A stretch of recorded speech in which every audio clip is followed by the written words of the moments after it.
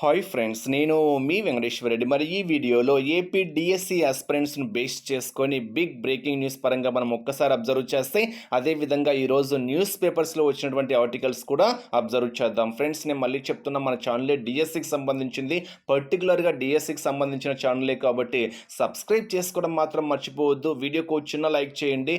మన MVR free WhatsApp గ్రూప్లో మీకు డిఎస్సికి సంబంధించిన సమాచారం షేర్ చేస్తూ ఉంటాం కాబట్టి మన వాట్సాప్ గ్రూప్లో జాయిన్ కావాలి అనుకుంటే ఈ వీడియోలో మీకు డిస్క్రిప్షన్లో వాట్సాప్ గ్రూప్ లింక్ ఇచ్చాము, జాయిన్ కాగలరు. ఫ్రెండ్స్, మీరు చేసేటువంటి ఒక చిన్న సపోర్ట్ సబ్స్క్రైబ్ చేసుకుంటే చాలు. మరి లేట్ చేయకుండా కంటెంట్లోకి వెళ్దాం. మరి ఈరోజు ఫస్ట్ న్యూస్ పేపర్స్లో వచ్చినటువంటి అబ్జర్వ్ చేస్తే, వీళ్ళ భావి టీచర్లు అనేటువంటి క్యాప్షన్తో ఒక న్యూస్ పేపర్లో రావడం జరిగింది.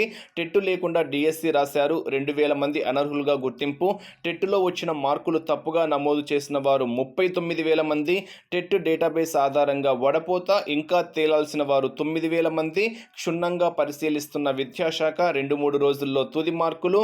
వాటిపైన అభ్యంతరాలకు అవకాశము, పొరపాట్లకు తావు లేకుండా జాగ్రత్తలు. మరి వీటి గురించి క్లియర్గా ఎక్స్ప్లెనేషన్ చూద్దాం వన్ బై వన్. ఇక్కడ చాలామంది టెట్టులో వచ్చిన మార్కులు తప్పుగా నమోదు చేసిన వారు 35,000 మంది. సో వీరిని ఏ విధంగా కన్సిడర్ చేస్తారు, సో వీటి గురించి కూడా ఎక్స్ప్లెనేషన్ ఇస్తా ఫ్రెండ్స్. వీడియో చివరి వరకు అయితే చూడండి. మనం ఒక్కసారి one by one explanation observe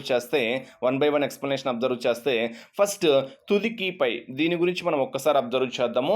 so already final కీలో చాలా మిస్టేక్స్ ఉన్నాయనేటువంటి న్యూస్ మనకు ఆల్మోస్ట్ 2 or 3 డేస్ నుంచి సోషల్ నెట్వర్క్స్లో హైలైట్ అవుతున్న విషయం మనందరికీ తెలిసిందే. నేను మళ్ళీ కూడా చెప్తున్నా ఫ్రెండ్స్, ఏవైనా ప్రాబ్లమ్స్ ఉంటే మాత్రము హెల్ప్ లైన్ నెంబర్కి కాల్ చేయండి. మీకు ఇంకా అనుమానాలు ఉంటే మాత్రము డైరెక్ట్గా వెళ్ళైనా కానివ్వండి, మీ ప్రాబ్లమ్స్ అక్కడ రేస్ చేయండి. మీ ప్రాబ్లమ్స్ దగ్గరున్న వాళ్ళు డైరెక్ట్గా వెళ్ళైనా కానివ్వండి, మీ ప్రాబ్లమ్స్ రేస్ చేయండి. చాలా వరకు హెల్ప్ లైన్ నెంబర్కి కాల్ చేసి ట్రై చేయండి అని మీకు క్లియర్గా చెప్పాను. సో ఒక్కసారి మనం ఇక్కడ అబ్జర్వ్ చేస్తే, డిఎస్సి ఫైనల్ కీపై అనేక అభ్యంతరాలు వస్తున్నాయి. వాటిని పరిశీలిస్తున్న విద్యాశాఖ అభ్యంతరాల్లో వాస్తవం ఉంటే మార్కులు కలపడము లేదా ఆ ప్రశ్నలు రద్దు చేయడం వంటి చర్యలు తీసుకుంటుంది. ఆ చర్యల అనంతరం 2-3 రోజుల్లో తుది మార్కులు ప్రకటించాలని భావిస్తోంది. డిఎస్సి పరీక్షల నార్మలైజేషన్, టెట్టు మార్కులు కలిపి తుది మార్కులు ఇస్తారు. తుది మార్కుల పైన అభ్యంతరాలు తెలిపే అవకాశం అభ్యర్థులకు కల్పించనుంది. 1 మార్కు తేడా వచ్చినా ఉద్యోగం కోల్పోయే పరిస్థితి ఉన్నందున అభ్యర్థుల్లో అపోహాలైతే చాలా వరకు కలుగుతున్నాయి. సో జాగ్రత్తలు తీసుకుంటాము. ఆ తర్వాతే తుది ఫలితాలు ఇవ్వాలని పాఠశాల విద్యాశాఖ నిర్ణయించింది. అనంతరం షాప్ జాబితా ఆధారంగా క్రీడా ఫలితాలు కూడా ఇవ్వనుంది. ఈ నెలాఖరుకు లేదా సెప్టెంబర్ మొదటి వారంలో కొత్త టీచర్ పోస్టులు ఇవ్వనున్నారు. అంటే ఇక్కడ ఈ ఆర్టికల్ బేస్ చేసుకొని అబ్జర్వ్ చేస్తే ఫైనల్ కీలో చాలా వరకు అభ్యంతరాలు ఉన్నాయనేటువంటి న్యూస్ మనకు అభ్యర్థుల్లో చూసాం. కాబట్టి 2-3 రోజులు మళ్ళీ చెక్ చేసి రీచెక్ చేసి 2-3 రోజులు చెక్ చేసి మీకు తుది ఫలితాలు నార్మలైజేషన్తో కలిపి మార్క్స్ మెమో రిలీజ్ చేస్తాము. తుది మార్కులు రిలీజ్ చేసిన తర్వాత కూడా అభ్యంతరాలు ఏమైనా ఉంటే మళ్ళీ అభ్యంతరాలకు కూడా కల్పిస్తాము. అభ్యంతరాలు ఏవైనా తుది మార్కులు వచ్చిన తర్వాత కూడా ఏవైనా అభ్యంతరాలు ఉంటే, అబ్జెక్షన్స్ ఉంటే మళ్ళీ అప్పుడు కూడా అబ్జెక్షన్లకు ఇస్తాము అని అయితే విద్యాశాఖ క్లియర్గా అయితే తెలియజేస్తుంది. కాబట్టి ఇప్పటి వరకు అయితే అభ్యర్థులు అయితే చాలా హ్యాపీగా అయితే ఫీల్ అవ్వచ్చు. సో తుది ఫలితాలు ఇస్తారు. 2-3 రోజుల్లో నార్మలైజేషన్తో కలిపి మార్కులు రిలీజ్ చేయడం అయితే జరుగుతుంది. అక్కడ కూడా ఏవైనా మళ్ళీ అబ్జెక్షన్స్, ప్రాబ్లమ్స్ ఏవైనా మీకు అనిపిస్తే, సో తప్పులు ఏవైనా అనిపిస్తే మళ్ళీ అబ్జెక్షన్స్ కూడా పెట్టుకోవడానికి అవకాశం అయితే కల్పిస్తాము అని విద్యాశాఖ క్లియర్గా అయితే చెప్తుంది. నెక్స్ట్, టెట్టు లేకుండా డిఎస్సి రాశారు, 2,000 మంది అనర్హులుగా గుర్తింపు. అదేవిధంగా 39,000 మంది టెట్టు మార్కులు తప్పుగా ఎంటర్ చేశారు. వారి గురించి కూడా ఇక్కడ క్లియర్గా చూద్దాం. ఫస్ట్, టెట్టు లేకుండా డిఎస్సి రాస్తారు. దీని గురించి మనం ఒక ఐడియా కూడా రావచ్చు. సో వాళ్ళు డిఎస్సి ఎగ్జామ్ ఏ విధంగా ఉంటుంది అనేటువంటి ఒక శాంపిల్గా డిఎస్సి ఎగ్జామ్ రాశారు అనేటువంటిది మనకి ఇక్కడ స్పష్టంగా అర్థమవుతుంది. ఆ 2,000 మంది అనర్హులు అంటే వాళ్ళు అసలు డిఎస్సి ఎగ్జామ్ ఎలా ఉంటుంది శాంపిల్గా రాసే వాళ్ళు చాలామంది ఉంటారు. కాబట్టి ఆ చాలామందిలో 2,000 మందిని మనం చెప్పుకోవచ్చు. ఉపాధ్యాయ పరీక్ష ఉంటేనే డిఎస్సిలో టీచర్ ఉద్యోగాలు వస్తాయి. టెట్టు లేకుండా డిఎస్సిలో టాపర్గా నిలిచిన ప్రయోజనం ఉండదు. కానీ ఏమనుకున్నారో ఏమో కానీ దాదాపు 2,000 మంది అభ్యర్థులు టెట్టులో అర్హత లేకుండానే మెగా డిఎస్సి పరీక్షలు రాయడం అయితే జరిగింది. దరఖాస్తు సమయంలో టెట్టు మార్కులు నమోదు చేయాలి. సర్టిఫికేట్ అప్లోడ్ చేయాల్సిన అవసరం లేదు. టెట్ రాసిన సంవత్సరము, హాల్ టికెట్ నెంబరు, మార్కుల వివరాలు ఇస్తే సరిపోతుంది.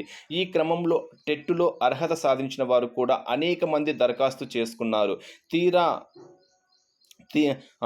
అర్హత సాధించని వారు కూడా, ఓకేనా, టెట్టులో అర్హత సాధించని వారు కూడా అనేక మంది దరఖాస్తు చేసుకున్నారు.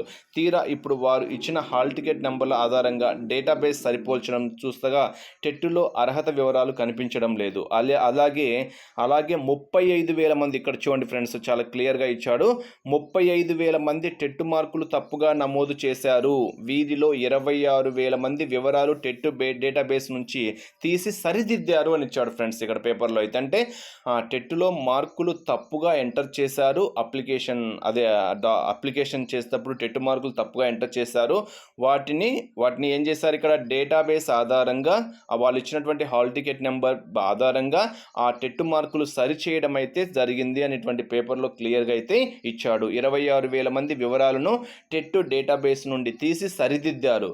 ఇంకా 9,000 మంది వివరాలు సరిపోలేదు. టెట్ అర్హత లేకుండా డిఎస్సి రాయడం, టెట్లో మార్కులు ఎక్కువగా చూపించడం వంటి చర్యలు చూసి అధికారులు విస్మయం వ్యక్తం చేస్తున్నారు. దరఖాస్తులో ఎక్కువ మార్కులు చూపించినంత మాత్రాన దాన్ని ప్రామాణికంగా తీసుకోరు. వారి హాల్ టికెట్ నెంబర్ ఆధారంగా వాస్తవ మార్కులను సరిపోల్చుకొని వాటిని మాత్రమే పరిగణిస్తారు. ఇవన్నీ తెలిసినా వేల మంది అభ్యర్థులు ఎక్కువ మార్కులు వచ్చినట్లుగా చూపించుకోవడం గమనార్హం. మరికొందరు తక్కువ మార్కులు కూడా నమోదు చేసుకున్నారు. ఆన్లైన్లో దరఖాస్తు చేసుకోవడం తెలియని వారు ఇంటర్నెట్ సెంటర్ల ద్వారా దరఖాస్తు సమర్పించారు. ఈ క్రమంలో అనేక పొరపాట్లు జరిగాయి. వాస్తవానికి డిఎస్సి దరఖాస్తులో ఎలా చేసుకోవాలనే విషయంపై విద్యాశాఖ విస్తృతంగా అవగాహన కల్పించింది. దరఖాస్తు చేసుకునే ప్రక్రియపై వీడియోలు రూపొందించి అభ్యర్థులకు అందుబాటులోకి తెచ్చింది.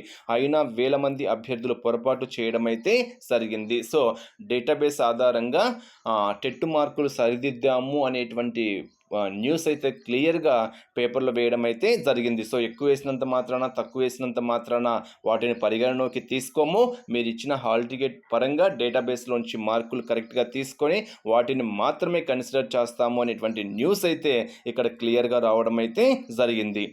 తొలుత సర్టిఫికెట్ ఆన్లైన్లో అప్లోడ్ చేయాలని డిఎస్సి పరీక్షలకు ముందు విద్యాశాఖ నిర్ణయించింది. కానీ అనేక వసతుల నేపథ్యంలో సర్టిఫికెట్ల అప్లోడ్ను తొలగించింది. దీంతో అభ్యర్థులు వారి సర్టిఫికెట్లో ఉన్న మార్కులను నమోదు చేసుకున్నారు. కొందరు తప్పుగా నమోదు చేశారు. అయితే ఇప్పుడు పొరపాటు చేసిన మాన్యువల్గా జరిగే తుది సర్టిఫికెట్ల వెరిఫికేషన్లో పొరపాటు చేసిన వారు అనర్హులుగా దొరికిపోతారు. అయితే తుది దశ వరకు ఉంచి వారిని నిరుత్సాహపరచకూడదనే ఉద్దేశంతో విద్యాశాఖ ముందస్తు జాగ్రత్తలు పాటించింది. ఆన్లైన్ విధానంలోనే తొలుత టెట్ పరీక్షలు సరిపోల్చి అనర్హుల వడపోతను ప్రారంభించింది. ఈ క్రమంలో అనేక మంది అనర్హులు బయటపడుతున్నారు అనేటువంటి న్యూస్ అయితే మనకు ఈరోజు న్యూస్ పేపర్లో రావడం అయితే జరిగింది. ఓకే ఫ్రెండ్స్, మరి 2-3 రోజుల్లో తుది ఫలితాలు వస్తాయని క్లియర్గా పేపర్లో వేశాడు. సో తుది ఫలితాలు వచ్చిన తర్వాత తుది ఫలితాల్లోనే నార్మలైజేషన్ మార్క్స్ కూడా యాడ్ అవుతాయని క్లియర్గా చెప్పారు. సో అప్పుడు కూడా ఏవైనా అభ్యంతరాలు ఉంటే మళ్ళీ స్వీకరిస్తామనేటువంటి న్యూస్ కూడా మనకు విద్యాశాఖ తెలియచేయడం అయితే జరిగింది.